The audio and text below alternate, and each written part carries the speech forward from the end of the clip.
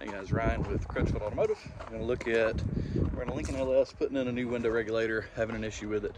I had to go through Identifix to see what the procedure was for the reinitialization, because I was trying to reinitialize the new window motor and it still wouldn't work. So I'll show you what we had to do to get around that. So what we were having was the old regulator just broke. So we put in a new regulator and put the new old window motor on the regulator, and the window would come to about right there and stop.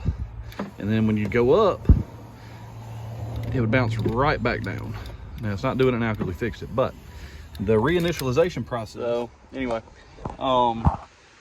reinitialization says to roll it up, hold it for 2 seconds.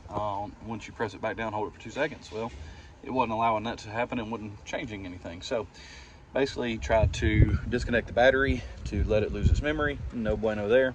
But a de-initialization process that we were given through Identifix is to go to the power distribution box, which on this Lincoln is in the trunk, and fuse 20, which is this little, this one here, it's a 30 amp.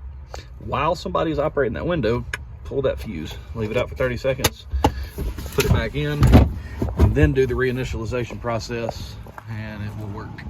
So, window works great now, so I hope that helps.